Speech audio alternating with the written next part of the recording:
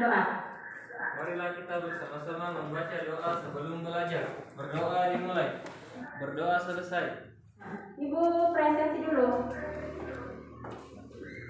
Hari ini siapa yang tidak hadir? Agustina sakit, Bu. Agustina sakit. Agustina, ada lagi? Amal. Agustina, Amal. Oke. Agustina dan Amal yang tidak hadir hari ini. Bagaimana hari ini? Sudah siap untuk belajar? Siap, Bu. Masih semangat untuk belajar? Semangat, Bu. Mana semangatnya? Semangat, bisa, yes. Sebelum kita belajar hari ini, ada yang mengingat pelajaran kita minggu lalu. Minggu lalu kita belajar tentang apa? Faktor-faktor yang mempengaruhi laju reaksi. Nah, siapa yang masih ingat apa saja faktor yang mempengaruhi laju reaksi? Ya, Siti Latifah, silahkan Nan. Baik, faktor-faktor yang mempengaruhi laju reaksi ada 4. Yang pertama adalah konsentrasi. Semakin tinggi konsentrasi berarti molekul-molekul dalam satuan luas ruangan. Akibatnya, tumbukan antar molekul atau partikel juga semakin banyak dan sering terjadi. Dengan demikian, reaksi akan berlangsung semakin cepat.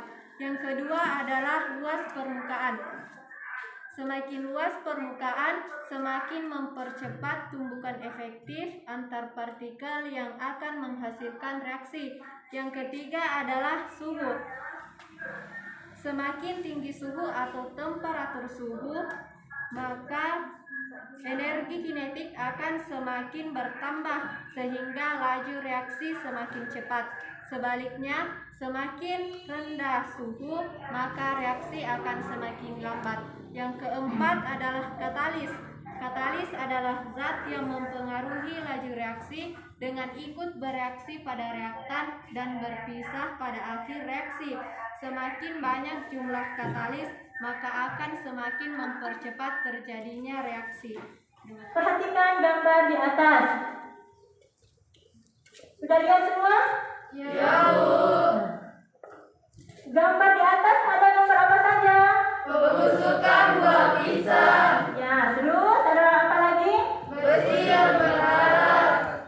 Apa lagi? Pembentukan batu bara.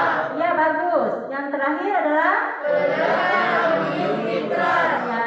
Jadi pada gambar pertama adalah pembusukan buah pisang, korosi besi dan terbentuknya batu bara dan meledaknya amonium. Siapa yang bisa memberi kesimpulan? Apa yang dapat ditarik kesimpulan dari gambar di atas? Ada yang bisa? Ya, Putri Andini.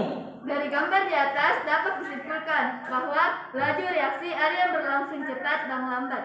Reaksi yang berlangsung cepat pembusukan buah pisang Ya. dan peledakan amonium nitrat. Ya. Sedangkan yang berlangsung lambat korosi besi dan terbentuknya batu bara. Iya, bagus. Terima kasih. Jadi, berdasarkan gambar dapat disimpulkan bahwa ternyata dalam kehidupan sehari-hari kita ada reaksi yang berlangsung cepat dan ada reaksi yang berlangsung lambat.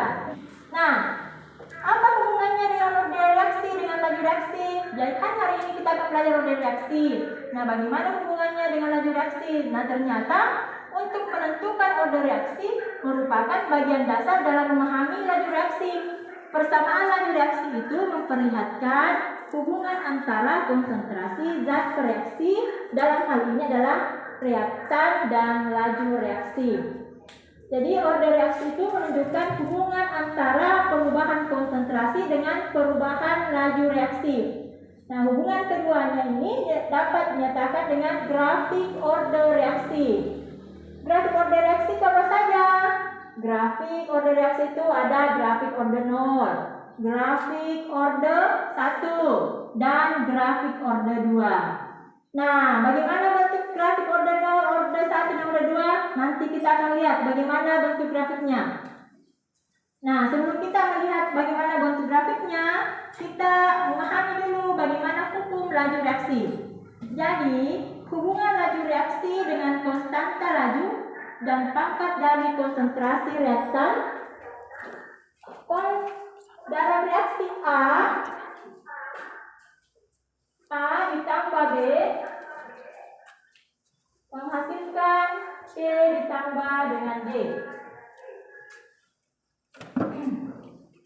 Jadi untuk menentukan, oh ya, saya ingin bertanya dulu. Di sini yang reaktan di sini yang mana? Sebelah kiri atau sebelah kanan? Kiri. Sebelah kiri. Jadi ini namanya reaktan. Kalau yang sebelah sini apa? Produk. Nah, di sini ada kecil-kecil di bawah. Ada kecil-kecil ini, huruf kecil. Ada yang tahu nggak? Ini yang kecil-kecil ini apa namanya? Koefisien. Iya, bagus sekali. Jadi ini A kecil, B, C, D ini adalah koefisien. Koefisien reaksi. Koefisien reaksi. Jadi untuk laju reaksi K ada yang tahu membaca itu apa? Ada yang tahu membaca? Ada yang bisa membantu Ibu? Ya. Nurfa Anissa, ini kira-kira kalau dibaca ini bagaimana bacanya, Nak? Laju reaksi sama dengan K dikali konsentrasi A pangkat M dikali konsentrasi B pangkat N. Ya, terima kasih. Jadi laju reaksi sama dengan K konsentrasi A pangkat M. Maaf ya, di situ tulisannya salah. Situ pangkat M dikali konsentrasi B di pangkat N.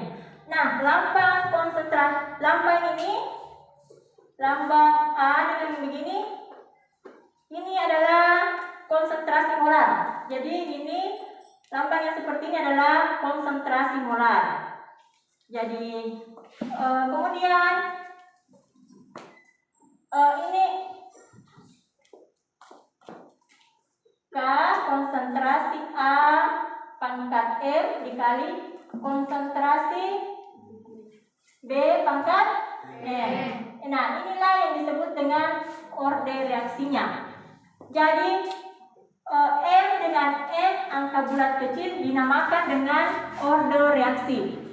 Nilai M maupun N ini tidak sama dengan koefisien reaksi A dengan B. Jadi tidak sama dengan ini tadi. Jadi M pangkat M yang di atas ini dan ini tidak sama dengan yang di bawah sini. Jadi berbeda ya. Paham? Bisa dipahami? Iya. Oke. Jadi bila M1 berarti reaksi merupakan reaksi orde pertama terhadap A. Kemudian N orde kedua terhadap B. Nah, bagaimana cara menghitung orde total? Orde totalnya itu adalah M ditambah dengan N. Itu adalah reaksi orde total. Kemudian K ini adalah konstanta atau tetapan laju. Sudah paham sampai di situ? Jadi untuk apa kita mempelajari hukum laju reaksi ini? Jadi hukum laju reaksi ini dapat digunakan untuk menghitung laju suatu reaksi melalui data konstanta laju reaksi dan konsentrasi reaktan. Kemudian menentukan konsentrasi reaktan setiap saat selama reaksi kimia berlangsung. Nah, dari penjelasan tadi dapat kita mengetahui bahwa orde reaksi kimia itu adalah jumlah eksponen dari konsentrasi dalam persamaan laju reaksi. Jadi orde reaksi itu menyatakan besarnya pengaruh konsentrasi reaksi terhadap laju reaksi. Jadi penentuan orde reaksi tidak dapat diturunkan dari persamaan reaksinya, tetapi hanya ditentukan berdasarkan percobaan. Jadi kita bisa menghitung orde reaksi itu berdasarkan percobaan atau eksperimen. Jadi tidak dengan hanya melihat reaksinya saja. Nah, tadi Ibu sudah mengatakan ada orde 1, orde 0, ada orde 2. Nah, bentuk grafiknya bagaimana? Nah, silakan Anda lihat. Jadi pada gambar pertama itu ada grafik orde 0. Grafiknya lurus, jadi dia konstan. Kemudian gambar yang kedua ada orde 1, jadi dia miring, linear. Kemudian yang ketiga itu bentuk apa ya? Bentuk busur atau bentuk parabola. Jadi bentuknya seperti itu. Jadi untuk reaksi orde 0 itu tidak bergantung pada konsentrasi. Jadi laju reaksinya atau K-nya itu adalah tetap.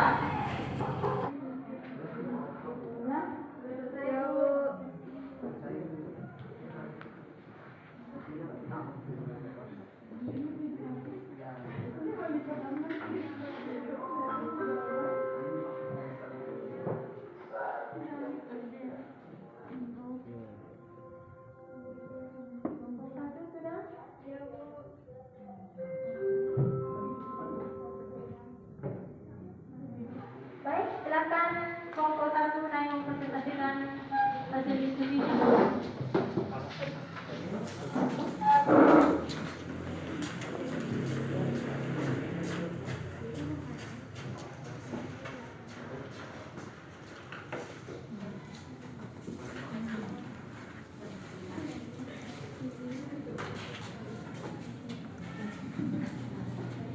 Bismillahirrahmanirrahim. Assalamualaikum warahmatullahi wabarakatuh. Waalaikumsalam warahmatullahi wabarakatuh.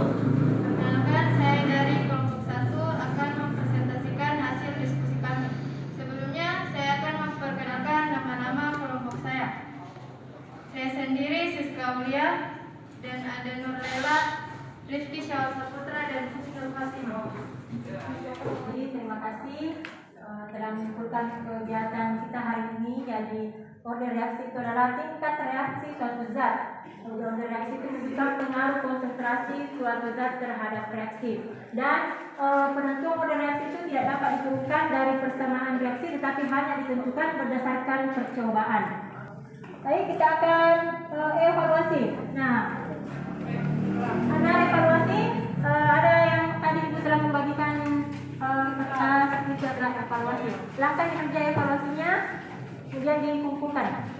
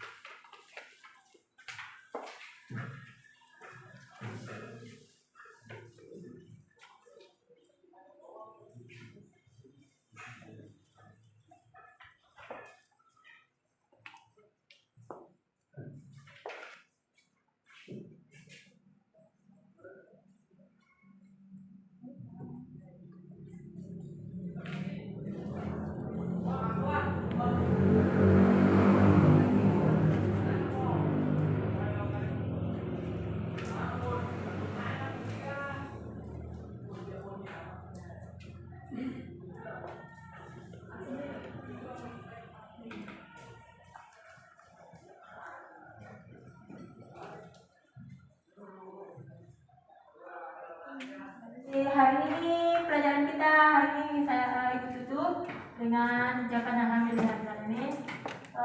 Assalamualaikum warahmatullahi wabarakatuh. Waalaikumsalam